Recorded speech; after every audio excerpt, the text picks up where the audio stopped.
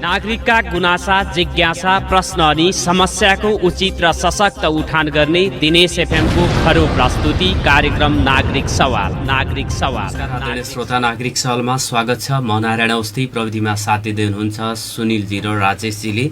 नागरिक सवालमा आज म डोटीका अनुराज जोशी, बेलौरी कञ्चनपुरका खडक शाह र गोदावरीको अतरियाका प्रमोद अधिकारीसँग कुराकानी गर्नेछौँ। तीनैजना व्यक्तिले अक्सिजन कन्सन्ट्रेटर खरिदका लागि आर्थिक सहयोग सङ्कलन गरिराख्नु भएको छ र त्यहाँका अस्पतालहरूमा अक्सिजन कन्सन्ट्रेटर खरिद गरेर हस्तान्तरण गर्ने योजना बनाएका छन्। उहाँहरूले यो अभियान थालेका छन् र आर्थिक सहयोग पनि जुटिराखेको छ। यो अभियान थालनीका विषयमै मैले कुराकानी गर्नेछु। डोटीका अनुज राज जोशी दाडी ग्याङ डोटीसँग आबद्ध हुनुहुन्छ र सो दाडी ग्याङले डोटी जिल्लामा अक्सिजन कन्सन्ट्रेटरको अभावलाई केही हदसम्म भए पनि सम्बोधन गर्ने प्रयासको थालनी गरेको उनले हामीसँग बताएका छन्। उहाँलाई टेलिफोन सम्पर्कमा जोड्नेछौँ। खडक शाहले बेलौरी का लागि त्यो अभियान थालेका छन् भने प्रमोद अधिकारी लगायतको समूहले अतरियामा रहेको मालाखेती अस्पताललाई अक्सिजन कन्सन्ट्रेटर दिनको लागि अभियानको थालनी गरेका छन्। हामी तीनैजनालाई क्रमैसँग कुराकानी गर्नेछौँ। अनुज राज जोशी डोटीमा हुनुहुन्छ, खडक शाह बेलौरी र प्रमोद अधिकारी अतरिया। उहाँहरूमध्ये अनुज राज जोशीसँग हामी टेलिफोन सम्पर्क गर्दैछौँ। सुनिलजीले टेलिफोन लगाउँदै हुनुहुन्छ। उहाँलाई जोड्ने प्रयास भइराखेको छ। यो सँगै यो कोरोनाको नयाँ प्रकार पनि नेपालमा पत्ता लागेको छ भन्ने समाचार आएको छ। हिजो मात्रै स्वास्थ्य मन्त्रालयका प्रवक्ता, सहायक प्रवक्ताले जारी गरेको सूचनामा नयाँ प्रकारको corona virus triple mutate, double mutate, त्यसपछि ट्रिपल म्युटेट भेरिएन्ट पनि देखा परेको भनेर सूचना आएको छ र थप सजग र निषेधाज्ञालाई अझ कडाई गर्नुपर्ने भनेर आएको छ। नेपालमा फैलिएको कोरोना भाइरस भारतीय डबल म्युटेन्ट भनेर यो 7वटै प्रदेशबाट जुन नमुनाहरू सङ्कलन गरेको थियो, सो आधारमा यो तथ्य 35 नमुना परीक्षण गर्दा 34मा अत्याधिक सङ्क्रमण ट्रिपल म्युटेन्ट भनेर हिजो मात्रै खबर सार्वजनिक भएको छ, जुन चिन्ताको विषय हो। र यो भारतमा केही समय अगाडि देखिएको कोरोना भाइरसको ट्रिपल म्युटेन्ट भेरिएन्ट B16172 नेपालमा पनि पाइएको छ। अत्याधिक सङ्क्रामक यो नयाँ भेरिएन्टलाई विश्व स्वास्थ्य सङ्गठन WHO ले गत मे 10 वैशाख 27मा विश्वव्यापी चासोको भेरिएन्ट भनी घोषणा गरेको थियो। सबै उमेर समूहका लागि जोखिमपूर्ण रहेको ट्रिपल म्युटेन्ट 3 पटक उत्परिवर्तन भएको भेरिएन्ट अथवा प्रकार नेपालमा व्यापक रूपमा फैलिरहेको अध्ययनले देखाएको छ। 7वटै प्रदेशमा र्यान्डम तरिकाले सङ्कलित 35वटा नमुनालाई WHO को समन्वयमा भारतमा जिन सिक्वेन्सिङ गर्दा 34वटा नमुना अर्थात् 97% ट्रिपल म्युटेन्ट भेरिएन्ट र एउटा नमुना अर्थात् 3% डबल म्युटेन्ट भेरिएन्ट देखिएको स्वास्थ्य मन्त्रालयका सहप्रवक्ता डाक्टर समीर कुमार अधिकारीले बताएका छन्। यो सँगै हालसम्म मुलुकमा ट्रिपल म्युटेन्ट, डबल म्युटेन्ट र बेलायती गरी 3वटा भेरिएन्टको पुष्टि भएको छ। यसअघि गत चैतको मध्यतिर गरिएको सिक्वेन्सिङमा बेलायती भेरिएन्ट र भारतमै देखिएको डबल म्युटेन्ट भेरिएन्ट पाइएको थियो। हाल ट्रिपल म्युटेन्ट भेरिएन्ट 31 देशमा र डबल म्युटेन्ट भेरिएन्ट 34 देशमा देखिएको छ। स्वास्थ्य मन्त्रालय स्रोतका अनुसार सिक्वेन्सिङका लागि 7वटै प्रदेशबाट सङ्क्रमणले मृत्यु भएका र निको भएका व्यक्तिको नमुना सङ्कलन गरिएको थियो। ती नमुना 6 वर्षीय बालकदेखि 84 वर्षसम्मका व्यक्तिबाट लिइएको थियो। स्वास्थ्य मन्त्रालयको इपिडेमियोलोजी तथा रोग नियन्त्रण महाशाखाका निर्देशक डाक्टर कृष्णप्रसाद पौडेलले ट्रिपल म्युटेन्ट भेरिएन्टकै कारण 4-5 साता सङ्क्रमण उच्च दरले बढेको बताए। मुलुकमा अधिकांश सङ्क्रमण यसकै छ। उनले भने यो ट्रिपल भेरिएन्टको सर्ने दर धेरै उच्च देखिएको छ। यसले सबै उमेर समूहलाई असर पार्छ भने कम उमेरका व्यक्तिलाई पनि अक्सिजन चाहिने बनाउँछ। जनस्वास्थ्यका हिसाबले बढी असर पर्ने भएकाले ट्रिपल म्युटेन्टलाई WHO ले चासोको भेरिएन्ट भनेको हो। विभिन्न मुलुकमा गरिएको प्रारम्भिक अध्ययनमा ट्रिपल म्युटेन्ट भेरिएन्ट बढी सङ्क्रामक हुनका साथै यसले जटिलता निम्त्याउने र उल्लेख्य मृत्यु गराउने देखिएको छ। नेपालमा यो बेलायती भेरिएन्ट भन्दा बढी सङ्क्रामक देखिएको प्रारम्भिक आकलन छ। नेपालमा हालसम्म अफ्रिका, ब्राजिल भेरिएन्ट पाएको छैन, यो सरकारले दाबी गरेको छ। जनस्वास्थ्यको मापदण्ड अब झन कडाइका साथ पालना गर्नुपर्ने अवस्था आएको डाक्टर अधिकारीले बताएका छन्। नयाँ भेरिएन्ट व्यापक देखिएकाले सरकारले आइसोलेसन, क्वारेन्टाइन लगायत जनस्वास्थ्य मापदण्ड पालना गराउने रणनीतिलाई थप कडाइका साथ पालना गर्न जरुरी छ भनेर मैले यो कान्तिपुर दैनिकमा प्रकाशित समाचारलाई यहाँहरू समक्ष मैले पढेर सुनाएँ। यहाँहरूले पनि पढ्नु भएको हुनसक्छ। अनुज राज जोशी डोटीबाट हामीसँग कुराकानी गर्नको लागि समय दिएका थिए, फोन उठेन उहाँको। तसर्थ अब उहाँसँग हामी कुराकानी गर्दैनौँ। हामी खडकसा बेलौरीमा हुनुहुन्छ, उहाँसँग टेलिफोन संवाद जोड्नेछौँ र त्यसपछि अतरियाका प्रमोद अधिकारीसँग कुराकानी गर्नेछौँ। यो सँगै सेती प्रादेशिक अस्पतालमा पनि अक्सिजन प्लान्ट जडान गर्ने भन्ने सम्झौता भएको छ। ह्युम्यानिटी फाउन्डेसनले सेती प्रादेशिक अस्पतालमा अक्सिजन प्लान्ट 10 दिनभित्र जडान गर्ने सम्झौता भएको खबरहरू आएका छन्। हामीसँग कुराकानी गर्नको लागि बेलौरीबाट खडक शाह जोडिनु भएको छ। खडक शाह, नागरिक सवालमा स्वागत छ यहाँलाई। नमस्कार। हजुर हजुर नमस्ते, धन्यवाद यहाँलाई। यो के छ बेलौरीमा अवस्था, कोरोना भाइरसको सङ्क्रमणको दर, निको हुने दर के छ?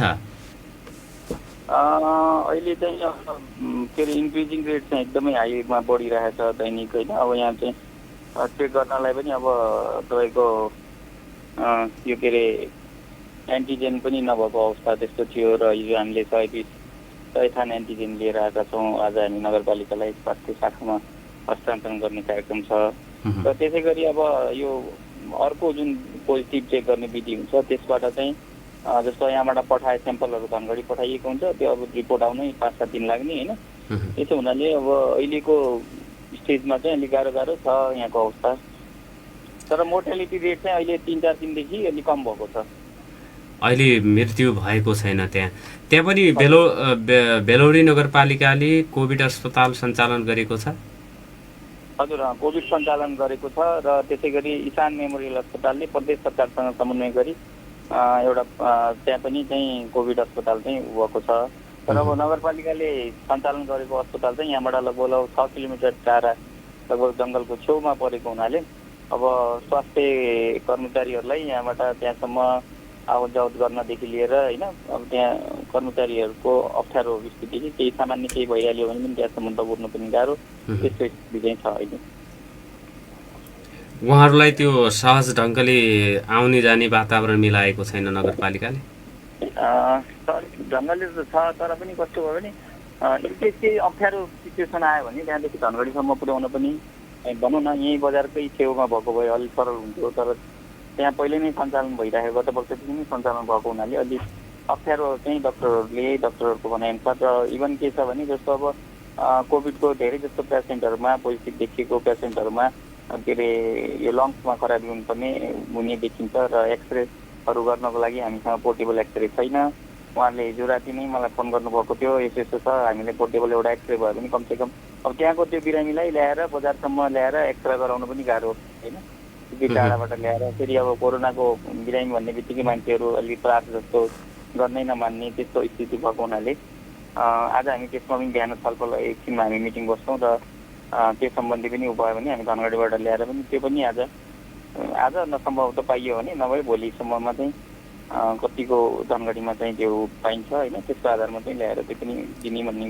खड्ग सर, तपाईँहरूले यो बेलौरीमा अहिले अक्सिजन कन्सन्ट्रेटर खरिद गर्नको लागि आर्थिक सहयोग चाहिँ सङ्कलन गरिराख्नु भएको छ।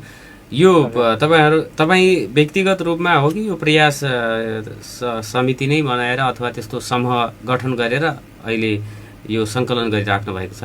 होइन, हामीले अहिले चाहिँ कस्तो भएको भने अब व्यक्तिगत रूपमै भन्नुपर्छ। म र एकजना हामी साथीहरूसँग हामी धेरैजना साथीहरूसँग छलफल गऱ्यौँ। अब कसरी जाने भन्ने कुराहरूमा अब कुनै पनि हाम्रो संस्था त्यस्तो दर्ता तुरुन्तै हुन नसक्ने अवस्था, त्यस हुनाले हामी 2-3जना साथीहरूमा छलफल गरेर अब यसलाई चाहिँ हामीले मूर्त रूप दिनुपर्छ, कोही न कोही त अगाडि आउनुपर्छ भन्ने उद्देश्य लाग्यो। अनि यहाँ हाम्रो एकजना लक्ष्मी श्रेष्ठ भन्ने बहिनीले पनि सँगसँगै कार्यक्रम चलाइराख्नु भएको छ। उहाँले पनि अक्सिजन सिलिन्डरहरूको होइन समन्वय गरेर आपूर्ति अहिले दिइराख्नु भएको छ। त्यसै गरी अब हामीलाई पनि के लाग्यो भने उहाँहरूले अगाडि नै गर्नुभयो, तर पनि त्यति धेरै मास रूपमा चाहिँ उहाँहरू अगाडि त्यसरी चाहिँ हेल्पिङ ह्यान्ड्सहरू आएनन्। अनि हामी बाध्य भयौँ, अब के गर्ने, कोही न कोही त आउनुपर्छ भनेर त्यसरी म अरू साथीहरूसँग छलफल गरेर अनि हामीले ब्याङ्क एकाउन्ट राष्ट्रिय वाणिज्य ब्याङ्कको र सेवा आइडीहरू मार्फत सङ्कलन गर्न सुरु गऱ्यौँ र आज 5औं दिनसम्म आइपुग्दा हामीसँग 19,37,214 रुपियाँ सङ्कलन भएको छ अहिले बिहानसम्मको डाटा अनुसार। र हाम्रो सामानहरू हिजो पनि हामीले चाहिँ अब त्यहाँ के अरे पेसेन्ट मोनिटर पनि नभएको अवस्था सरकारी अस्पतालमा, र आज कोभिडको एउटा पेसेन्टहरूको लागि हिजो नै हामीले चाहिँ यो पेसेन्ट मोनिटर किनेर ल्याएका छौँ।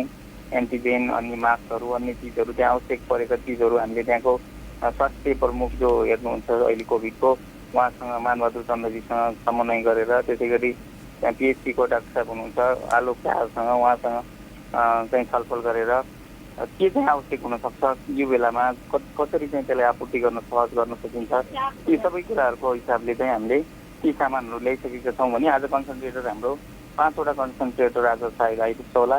त्यसै गरी अब धनगढीमा चलिरहेको जुन रोटीहरूको थियो हाम्रो प्रकाशजी दाई उहाँलाई सम्मान पनि गर्न चाहन्छु। हामी उहाँहरूसँगै नै ल्याउँदाखेरि हामीलाई पनि सरल पर्ला, अलि पैसाको हिसाबले पनि अलि सस्तो पर्ला भन्ने हिसाबले हामीले उहाँसँग हिजो छलफल गऱ्यौँ र 10 लिटरको कन्सन्ट्रेटरको लागि हामीले आज उहाँले प्रोभाइड गर्नुभएको खातामा हामीले आज पैसा ट्रान्सफर गर्दैछौँ। र यसरी अब अहिले चाहिँ एकदमै अक्सिजनको अभावै भइसकेको अवस्था चाहिँ होइन बेलुरीमा, तर पनि त्यसको पूर्व तयारी चाहिँ गर्नुपर्ने थियो। अब स्थानीय सरकार, प्रदेश सरकार र केन्द्र सरकारबाट पनि कुनै त्यस्तो चाहिँ खासै पूर्व तयारी नदेखिएको हुनाले हामी चाहिँ अगाडि आउनु परेको हो। र हामीलाई चाहिँ धेरै साथीहरूले विदेशबाट देशबाट चाहिँ धेरैभन्दा धेरै हामीले एक्सपेक्टेसन भन्दा पनि धेरै सहयोग गर्नुभएको छ। र अब हामीलाई के पनि छ भने हामी यो स्टप पनि गर्न चाहन्छौँ सहयोगलाई, तर पनि के छ भने यहाँको स्वास्थ्य अवस्था एकदमै दयनीय अवस्था छ। त्यो 15 बेडको अस्पताल भनेको छ, 25 बेडको फेरि अस्ति नै तपाईँको शिलान्यास भएको। अब ती नाममा कागजमा चाहिँ शिलान्यास भए, तर अब त्यसले अब यो कञ्चनपुरको सबैभन्दा दक्षिण क्षेत्र भनेको लगभग आधा जनसङ्ख्या यो क्षेत्रमा पर्दछ, बेलौरी, पुनर्वास, बेलडाँडी र लालझाडीमा। र यहाँको स्वास्थ्यमा जस्तो भनौँ न जिल्ला केन्द्रित हुने, केन्द्रबाट सिलिन्डर आए पनि जिल्लामै पाइने होइन अन्य चिजहरू पनि, तर यहाँको स्थानीय लेभलमा यी चिजहरू नपाएको हुनाले हामी यसरी चाहिँ सहजीकरण गर्न सकिन्छ कि होइन, जनतालाई चाहिँ कसरी हामीले चाहिँ गर्न सक्छौँ। हाम्रो एउटा नागरिक, यो समाजको नागरिक भएका हुनाले त्यस्तो हिंसा बोध भयो र त्यसको आधारमा चाहिँ हामीले यो अभियान सञ्चालन गरेका छौँ। र यो अभियानलाई अब रोक्ने निधो गर्नु भएको हो? होइन, अहिले चाहिँ गरेका छैनौँ। अब त्यहाँ धेरै कुराहरूको अभाव छ। सकिन्छ भने अब प्रदेश यो के अरे स्थानीय सरकारले पनि हिजो अस्ति मात्र एउटा निर्णय गरेको छ। हामीले चाहिँ 70 लिटरको के अरे 70वटा ठुलो सिलिन्डर भर्ने गरी 2 करोड रुपियाँमा हामीले चाहिँ सूचना प्रकाशित गरेका छौँ भनेर त्यसरी आएको छ भने यदि त्यो हुन्छ भने हामी पनि यो अभियानबाटै पनि भए पनि उहाँहरूलाई डोनेट गरेर जति पैसा हामीसँग बच्छ 5-7 लाख 8-10 लाख रुपियाँ त्यो चाहिँ उ गर्न चाहन्छौँ उहाँहरूलाई। यदि होइन भने पनि हामीलाई चाहिँ जनताले नै हामीलाई नै तपाईँहरू नै गर्नुहोस् भनेर त्यसरी पनि आयो भने हामी पनि त्यो च्यालेन्ज एक्सेप्ट गर्न तयार छौँ र हामी आफै पनि भनौँ न स्वतः लागेर यो अभियानकै स्वरूपमा लागेर यस क्षेत्रको स्वास्थ्य अवस्थालाई कसरी उ गर्न सकिन्छ। नगरपालिकाले 70 सिलिन्डर दिनमा भर्न सक्ने अक्सिजन प्लान्ट जडान गर्दैछ। जडान गर्ने भनेर उहाँहरूले चाहिँ निर्णय चाहिँ गर्नुभएको छ। 2टा नगरपालिका पुनर्वास बेलुर नगरपालिका र लालझाडी र बेलडाँडी गाउँपालिकाको संयुक्त बैठकले चाहिँ निर्णय गरेको छ। 2 करोड 5 लाख रुपियाँमा उहाँहरूले भनेर चाहिँ निर्णय गर्नुभएको छ। तर अब हामी योभन्दा पनि हिजो भर्खरै एकजनासँग कुरा भएको थियो यहीँ लखिमपुरमा आज 1 हप्ता अगाडि भयो, त्यहाँ एउटा जडान भएको छ। 200वटा सिलिन्डर भर्ने 70 लाखमा बारुमा चाहिँ जडान भएको थियो र उहाँसँग हामी समन्वय गरिरहेका छौँ। हामीलाई कमसेकम 20वटा सिलिन्डर पनि भर्ने उद्देश्यले चाहिँ हामी स्थापना गर्न चाह्यौँ भने चाहिँ लगभग 25 देखि 30 लाख रुपियाँ आइसीमै हाम्रो सञ्चालन हुने रहेछ र त्यसको लागि पनि हामीले अब त्यो कम्पनीहरूसँग होइन मेल गरेका छौँ। कम्पनीहरूसँग हामी सम्पर्कमा आइरहेका छौँ। सम्भवतः त्यो यदि नगरपालिकाले त्यसरी प्रोसेसमा उहाँहरूले गर्ने प्रोसेसहरू जम्मै चाइनाको प्रोसेसहरू हो, त्यो आउन कतिको सहज छ अब त्यो हामीलाई थाहा छैन। अहिले पनि टेक्निसियनहरू इन्जिनियरहरू पाउँदैन त्यसको लागि। त्यसो हुनाले यदि यतापट्टि भयो भने चाहिँ हामी त्यो च्यालेन्ज एक्सेप्ट गरेर नगरपालिकासँग 10 लाख रुपियाँ भनौँ न लिएर पनि हामी कमसेकम 20 उसको पनि हामी स्थापना गर्न सक्छौँ कि भन्ने त्यस्तो आँट चाहिँ छ। त्यसरी चाहिँ हामी सोचिरहेछौँ अहिले। तपाईँहरूले यो सङ्कलन गरेको सहयोगलाई बेलौरी नगरपालिकामा मात्रै दिने सोच बनाउनु भएको छ कि पुनर्वास लगायत त्यहाँ चाहिँ लालझाडी बेलडाँडी रहेको छ त्यहाँ पनि दिनुहुन्छ? अहिलेको प्रेजेन्ट फेजमा चाहिँ हामी बेलौरी नै फोकस भएका हौँ। तर अब हामीसँग कन्सन्ट्रेटर आइसक्यो भने त्यस पछाडि चाहिँ आवश्यक पऱ्यो भने जस्तो पुनर्वासमा पनि आवश्यक पऱ्यो र पुनर्वासमा कुनै पेसेन्टले अक्सिजन पाएको छैन भने चाहिँ हामी उहाँहरूलाई पनि त्यो सिलिन्डर के अरे अक्सिजन कन्सन्ट्रेटरहरू त्यतापट्टि पनि पठाउँछौँ अथवा पुनर्वासदेखि लिएर बेलडाँडी अथवा लालझाडीमा पनि त्यो पठाउन सम्भव रह्यो। र आजदेखि हामी हेल्प डेस्क पनि सञ्चालन गर्दैछौँ र हेल्प डेस्कबाट दीर्घ रोगीहरू जसले चाहिँ औषधि जुन औषधिहरू हाम्रो बेलौरी बजारमा पाइँदैन होइन उहाँहरूलाई धनगढीसम्म जान पनि असहज स्थिति यो लकडाउनको पिरियडमा त्यो औषधिहरू चाहिँ हामी ल्याएर उहाँहरूको घरसम्म पुर्याउने त्यस्तो कोसिसमा लाग्नेछौँ र एम्बुलेन्सको समन्वय गर्ने अक्सिजनहरू चाहिँ नपाएको बिरामीहरूले उहाँहरूले हामीलाई सम्पर्क गर्नुभयो भने जस्तो आज आइपुग्छ अब 3-4 दिनपछि फेरि अरू आइपुग्छ। त्यसो भएपछि चाहिँ उहाँहरूलाई हामी घर घरसम्म लगेर पनि ती चिजहरू व्यवस्थापन गर्नेतिर लाग्नेछौँ। अहिले त्यहाँ बेलौरी नगरपालिकामा संस्थागत आइसोलेसन छ? अहिले आइसोलेसन चाहिँ अब त्यही एउटा कोभिड के अरे नगरपालिकाले सञ्चालन गरेको 50 बेडको छ। त्यसै गरी 20 बेडको चाहिँ इसान अस्पतालले चलाइरहेको छ अहिले। त्यो त अस्पताल हो कि आइसोलेसन सेन्टर हो? तिनीहरू दुइटै के अरे अस्पताल नै भनेर कोभिड सेन्टर भनेर नै चलाएको छ। अब बाँकी सबै उहरू चाहिँ घरमै आइसोलेसनमा होम आइसोलेसनमा धेरैजना होम आइसोलेसनमै हुनुहुन्छ। अहिले भारतबाट आउने क्रम के छ त्यहाँ स्थानीय स्तरमा? भारतबाट त अहिले पुरै लगभग रोकिएकै छ। त्यस्तो भारतबाट मान्छेहरूको आवत जावत उतापट्टि पनि धेरै फैलिएको हुनाले त्यो आवत जावतको त देखिएको छैन। आउनुभयो भने उहाँहरू चाहिँ अब हामीसँग धेरैजना सम्पर्कमा हुनुहुन्छ, उहाँबाट कल गर्नुहुन्छ, मेसेज गर्नुहुन्छ सर आयो भने हामी चाहिँ कताबाट आउने होइन गरिबखण्डबाट आयो भने कति दिन बस्नुपर्छ यस्ता यावत प्रश्नहरू उहाँहरूले सोध्नुहुन्छ हामीहरूसँग। अनि त्यो निषेधाज्ञा स्थानीय स्तरमा त्यहाँ लागेको छ कि कस्तो छ जनजीवन?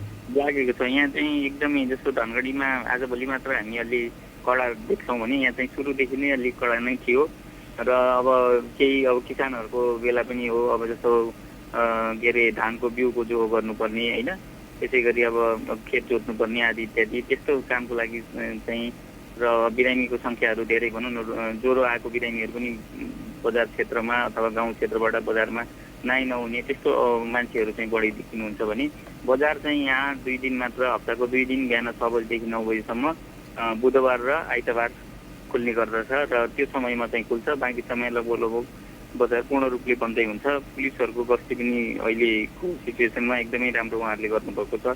उहाँहरूलाई पनि विशेष धन्यवाद दिन चाहन्छौँ हामी। र त्यो निषेधाज्ञाको पालना सर्वसाधारणबाट भइराखेको छ? अहिलेको उसमा चाहिँ धेरै मान्छेहरूमा जस्तो बजारमै पनि के अरे यो अस्ति भर्खरै मोर्टालिटी भएको हुनाले पनि अहिले चाहिँ मान्छेहरू अलिक सजग भएका छन्। प्रायः चाहिँ बाहिर निस्किन अलिकता हिचकिच गर्ने होइन त्यस्तो अवस्था चाहिँ छ। सुरुमा चाहिँ अलि भनौँ न मान्छेहरू बिना छुट्टी पनि अब निस्किरहेको हुन्थ्यो भने अहिले चाहिँ अलि त्यो चिजलाई आफै भनौँ न स्वयं आफैले फलो गरे भने मात्र सबैभन्दा ठुलो के अरे लकडाउनको पालना हुनसक्छ होइन। त्यो चाहिँ धेरै मान्छेहरूले चाहिँ त्यस्तो सोचेका छन् कि अब हामी बाहिर निस्किनु हुँदैन भनेर अहिले चाहिँ लगभग फलो गरेकै देखिन्छ। यो सँगै जस्तो अत्यावश्यकीय औषधिहरूको उपलब्धता के छ बेलौरीमा त्यो पाइराखेको छ त्यहाँ भएका मेडिकलहरूबाट अथवा सरकारी अस्पतालहरू जो छन् त्यहाँबाट चाहिँ बिरामीहरूले कोभिड लगायत अन्य त्यो चाहिँ इमर्जेन्सीमा खानुपर्ने अथवा प्रयोग गर्नुपर्ने औषधिको मौजदात उपलब्धता के छ? त्यसको अहिले बजारमै सर्टेज जस्तो भनौँ धनगढीकै मार्केटमा पनि केही सर्टेजहरू देखिने भनेपछि गाउँमा त निश्चित रूपमा हुने नै भयो। अब सरकारी अस्पतालहरूमा पनि मान्छे पहिला त्यहाँसम्म पुग्नै सक्दैन। अहिलेको स्थितिमा मान्छे त्यहाँ जानै डराउँछन् होइन। त्यो हिसाबले बाहिर नै हेर्ने हुन्। अब औषधि त्यही त त्यसकै लागि आजदेखि हामीले चाहिँ हेल्प डेस्क 11 बजी हामीदेखि सञ्चालन गर्नेछौँ आजकै। र उहाँहरूलाई त्यो सहजीकरण होस् भन्ने उद्देश्यले दीर्घकालीन औषधिहरू खाने दीर्घ रोगीहरूका लागि अब औषधि उहाँले पाउनुहुन्न। धनगढीसम्म जान नसकेर पनि कसैले बिचमै छोडिदिनु पर्ने लामो समयसम्म खानुपर्ने औषधिहरू त्यो सहजीकरण गर्न सकिन्छ कि हामीले भनेर एउटा त्यो अभियान पनि हामीले जोड्दैछौँ। र सबैभन्दा सरल त अझ अर्को के हुन सक्थ्यो भने यो कोभिडको पेसेन्टहरू जति पोजिटिभ देखिनु भएको छ उहाँहरूलाई चाहिँ काउन्सिलिङको बढी आवश्यकता देखिन्छ कि यहाँनिर। त्यो काम भइराखेको छ छैन आजसम्मको डेटमा भइरहेको छैन। आज हामी अब फेरि त्यही के अरे पिएचसीकै डाक्टर साहबहरूसँग बसेर त्यसबारेमा पनि हामी छलफल चलाउँछौँ होइन। कमसेकम काउन्सिलिङ गर्न सक्यो भने पनि आधा रोग चाहिँ त्यसै निको हुनसक्छ।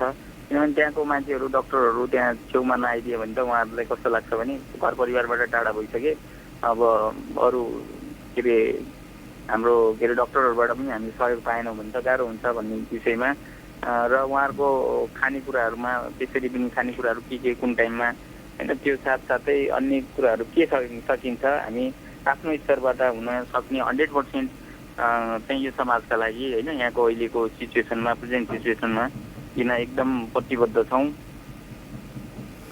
हवस् यो एउटा सङ्कटको घडीमा तपाईँहरू अगाडि आएर सहयोग जुटाएर नभएको चिजवस्तुहरू औषधि लगायत अक्सिजन कन्सन्ट्रेटर अक्सिजन खरिदमा पनि सहयोग गर्छौँ।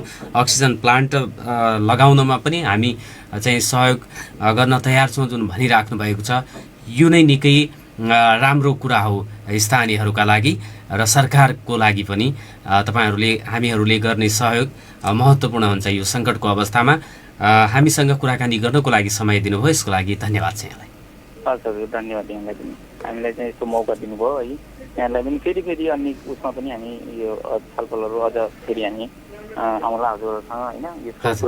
यसको आर्थिक अवस्थाको हिसाबले जति हाम्रो उठेको छ त्यसको सम्पूर्ण हिसाब तपाईँहरूलाई मार्फतले भए पनि हामी यहाँको सबै पत्रकारहरूलाई बोलाएर एक रुपियाँको किनभने हामीलाई सहयोग गर्ने दाताहरूले कसैले विद्यार्थीहरूले आफ्नो के अरे दक्षिणाको पैसा पठाउनु भएको छ कसैले आफ्नो खुतुर्केमा जम्मा गरेको पैसाहरू एक रुपियाँ होइन विदेशबाट यस्तो मेहनत गरेर पठाउनु भएको पैसा छ।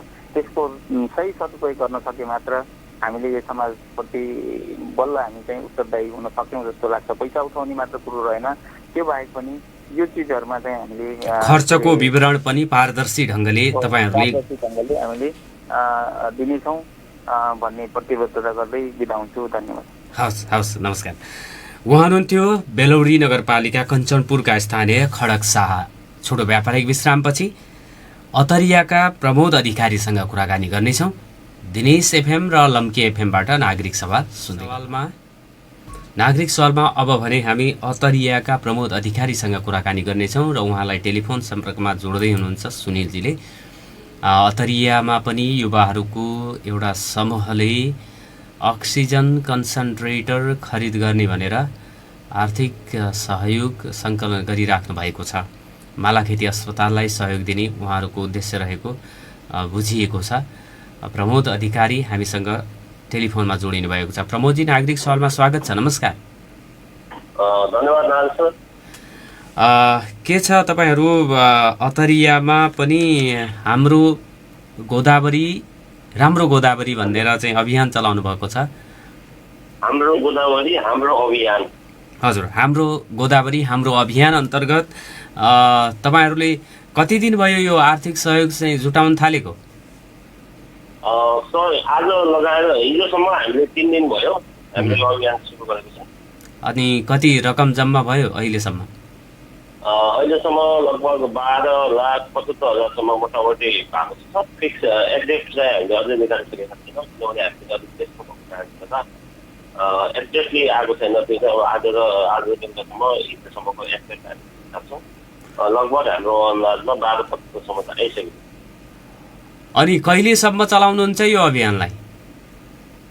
यो अभियान अब आज हामी छलफल गर्दैछौँ। लगभग हामी लक्ष्य नजिक पुगिसकेका छौँ। पैसा पनि आफै उहाँहरूले हाम्रो त्यो हाम्रो प्रोग्राम देखेर हाम्रो अभियान देखेर स्वतः आफै खातामा हालिदिने गरिराख्नु भएको छ। यो आज चाहिँ हामी छलफल गरेर अनि ठ्याक्क कति पैसा जति भयो यो सबैसँग हिसाब भएको हुनाले निकालेर सायद आज या भोलिसम्म धेरै लामो नजान जस्तो लाग्छ। आज या भोलिसम्ममा तपाईँहरूको लक्ष्य चाहिँ कति जम्मा गर्ने र त्यो रकमबाट के गर्ने हो? यो हाम्रो गोदावरी हाम्रो अभियान मार्फत हामीले सुदूरपश्चिम प्रदेश राजधानी अस्ट्रेलियामा रहेको एक मात्रै मालाखेती हस्पिटल जो चाहिँ 16 बेडको अहिले कोरोनाको लागि भनेर अलग छुट्याउनु भएको छ। त्यहाँ चाहिँ अक्सिजनको अभाव भएको कारणले गर्दा हामीले अक्सिजन ल्याउने धेरै प्रयासहरू पर्सनली हामी साथीभाइले प्रयास गर्दा पनि असफल भएपछि अनि सबै ठाउँबाट सल्लाह डाक्टर साहबहरूको सल्लाहबाट यो कन्सेन्ट्रेट ल्यायो भने चाहिँ केही हदसम्म धेरै समस्या समाधान हुन्छ, अलिक सहज छिटो पनि हुन्छ भनेर प्रयास गर्दाखेरि हामीले 10वटासम्म प्रति घन्टा 10 लिटर अक्सिजन प्रोडक्सन गर्ने अक्सिजन कन्सन्ट्रेटर ल्याउने लक्ष्य लिएका हौँ। मोटामोटी हाम्रो लक्ष्यको एउटाको 1,30,000को दलले हामीले लक्ष्य दिएका थियौँ। जुन बेला हामीले स्टार्टिङ थिएछ 1,30,000को दलले चाहिँ 5वटा हामीले त पैसा पनि हालिसकेको छ होइन। अझै अब रेट अलिकति अभाव बढी भएको हुनाले रेट तलमाथि भइरहेको हुन्छ। त्यही भएर हाम्रो लक्ष्य चाहिँ 10वटा आउँछ। 13 लाख लक्ष्य हो। हामीले अब लक्ष्य नजिक पुगेका छौँ। सायद आज हामी यसलाई पनि गर्न सक्छौँ। आजदेखि हामी यो अभियान चाहिँ अहिलेको लागि हामी लक्ष्य दियो भने सायद आज हामी तपाईँहरूले 10वटा कन्सन्ट्रेटर खरिद गरेर मालाखेती अस्पताललाई दिने योजना हो? हजुर सर, आज मालाखेती अस्पताललाई गोदावरी नगरपालिकामा रहेको मालाखेती अस्पताललाई दिने हाम्रो लक्ष्य छ।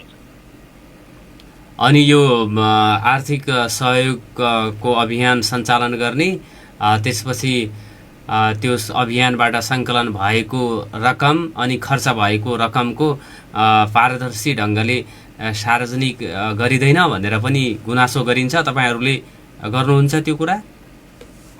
एकदम सर, किन पारदर्शी हामीले प्रत्येक जसले पैसा दिनुभएको छ उहाँको 24 घण्टाभित्रमा हामीले सामाजिक सञ्जालमा पोस्ट गरिसकेका छौँ। प्रत्येक दिन पनि बेलुका हामीले लगभग यति पैसा उठ्यो भनेर त्यो पनि सार्वजनिक गरिसकेका छौँ। र हामीले अब लेटेस्ट फाइनलमा पनि हामीले चाहिँ प्रत्येक व्यक्तिले कति दिनुभएको छ त्यो पनि हामी त्यो डिटेल राखेर त्यो अनुसार हामीले अगाडि सार्वजनिक गरेका छौँ। र हामीले पर्सनल तथा हाम्रो पेजबाट पनि हामीले सबैलाई के भनेका छौँ भने हामी अलिकति व्यस्त भएको हुनाले कारणवश कसैले हामीलाई दिएको पैसा हामीले के हाम्रो हतारले गर्दा पैसा छुटेको छ भने कृपया हामीले जानकारी गराइदिनु होला है। हाम्रो पेज मार्फत नै जानकारी दिइरहेका छौँ र कसैले पनि जानकारी दिएको छ। एकदम पूर्ण पारदर्शी हुन्छ सर। यसमा दुविधा नलिएर।